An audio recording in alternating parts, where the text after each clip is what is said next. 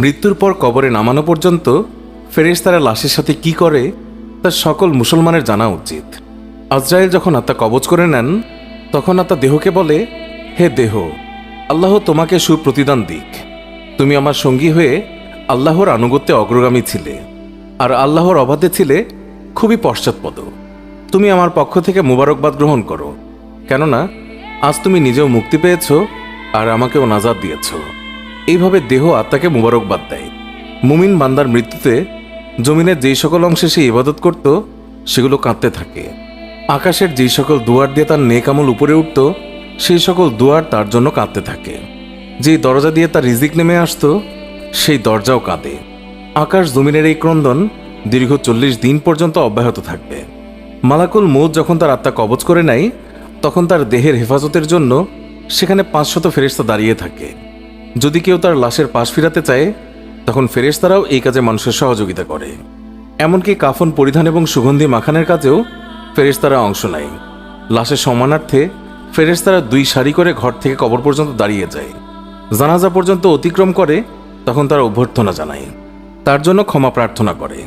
মুমিনের মর্যাদার এই অবস্থা দেখে ইবলিস এত জোরে চিৎকার করে ওঠে যে তার দেহের হাড়ের কোনো কোনো গ্রন্থির বন্ধন এই সময় ছিঁড়ে যায়। সে আক্ষেপের সাথে তার সঙ্গীদের বলতে থাকে, তোমাদের সর্বনাশ হোক, এই বান্দা তোমাদের ফাঁদ থেকে কিভাবে ফসকে গেল।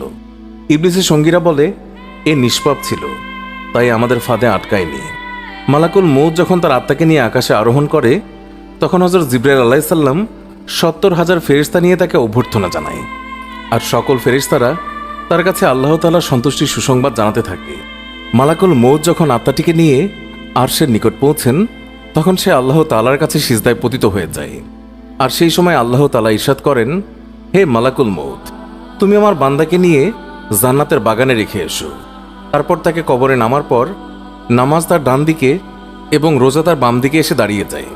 আল্লাহর রিজিক এবং কোরআন তিলাওয়াত এসে দাঁড়িয়ে যায় তার সিথানের দিকে। পায়ের দিকে দাঁড়িয়ে যায় জামাতের সাথে নামাজ পড়ার জন্য মসজিদের দিকে গমন। আর তার ধৈর্য কবরের এক কোনায় অবস্থান নেয়।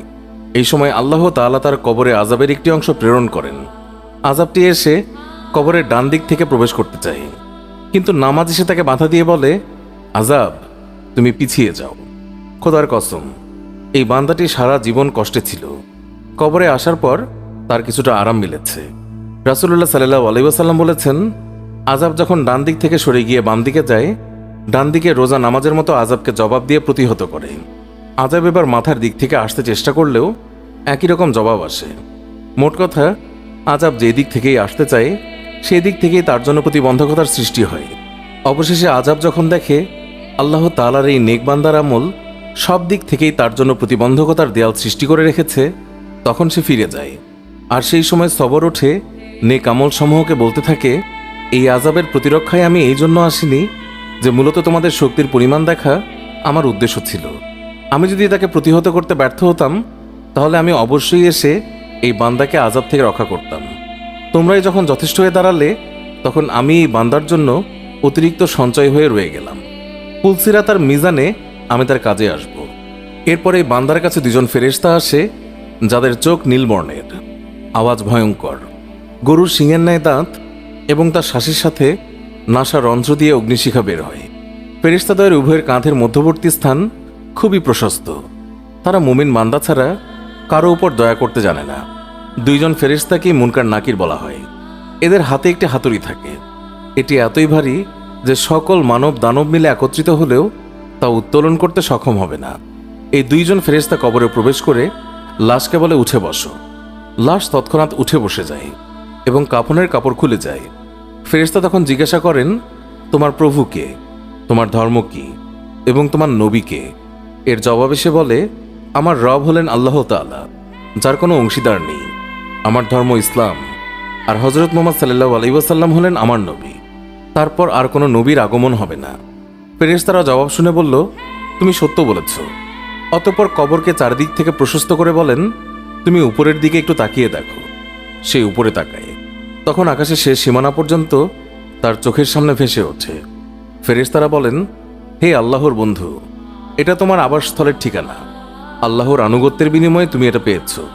বর্ণনার এই পর্যায়ে এসে রাসূলুল্লাহ সাল্লাল্লাহু আলাইহি ওয়াসাল্লাম বলেন, এই সত্তার কসম, যার মুঠোয় আমার প্রাণ। মুমিন বান্দার তখন এতই আনন্দ অনুভূত হয় যা কখনো শেষ হবার নয়। অতঃপর ওই বান্দাকে আবার নির্দেশ দিয়ে বলা হয় যে তুমি নিচের দিকে দেখো। নিচের দিকে যখন সে তাকায় তখন সে দোজকের শেষ সীমানা পর্যন্ত তার দৃষ্টির গোচরে চলে আসে।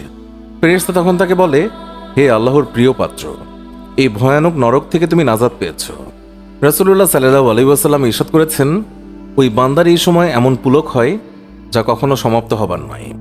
অতঃপর স্বর্গের ৭৭টি দরজা তার জন্য উন্মুক্ত করে দেয়া হয়।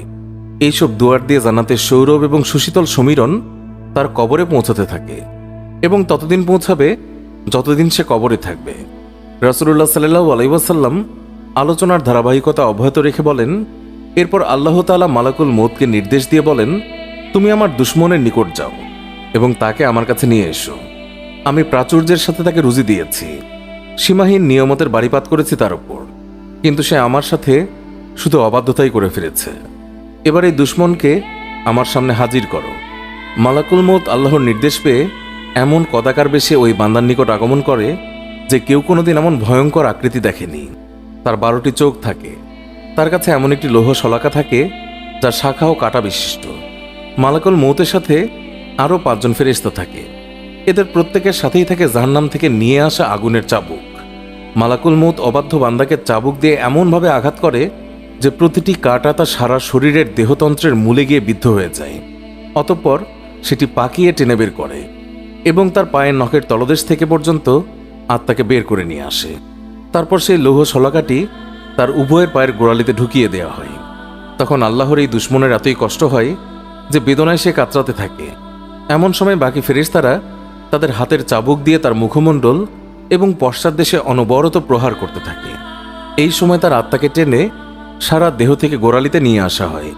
শাস্তির এই পর্যায়ে শলাকাটি তার হাঁটুতে ফোটানো হয়। তখন সে বেদনায় ছটফট করতে থাকে।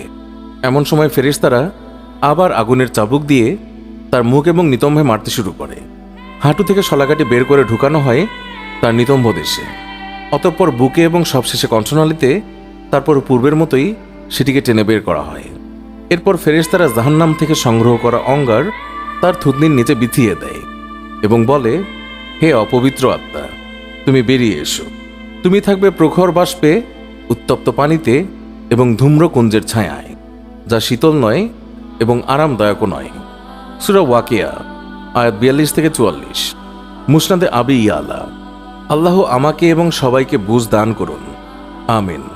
পোস্টটি ভালো লাগলে বন্ধুদের সাথে অবশ্যই শেয়ার করতে ভুলবেন না। ধন্যবাদ সবাইকে।